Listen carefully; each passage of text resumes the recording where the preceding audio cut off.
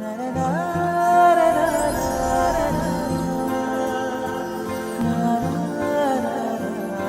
तपाईलाई थाहा छ विभिन्न ग्रहहरूले मानिसको जीवनमा विभिन्न असर पार्दछन्। आज कुरा गरौँ चन्द्र ग्रहको बारेमा। चन्द्र ग्रह भावना, मन र मातृत्वको सङ्केत।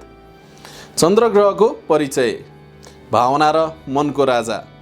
ज्योतिषशास्त्रमा चन्द्र ग्रहलाई मन, भावना र मातृत्वको प्रतीक मानिन्छ। चन्द्र हाम्रो मानसिक अवस्था, कल्पनाशीलता, स्मृति र भावनात्मक सुरक्षाको प्रतिनिधि हो।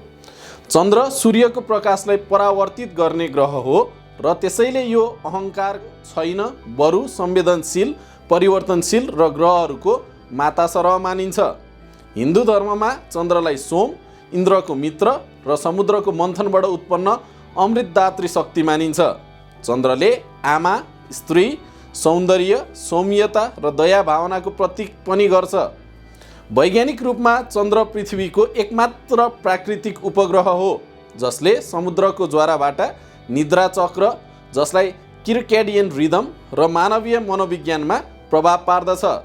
पूर्णिमा र औँसीमा मानिसहरूको व्यवहारमा स्पष्ट परिवर्तन देखिन्छ, जुन विज्ञानले पनि प्रमाणित गरेको छ।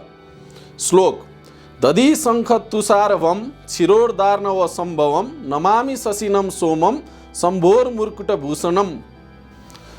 यस्तै ग्रहहरूको बारेमा अन्य रोचक तथ्य थाहा पाउनहरूको लागि कमेन्ट गर्नुहोस्।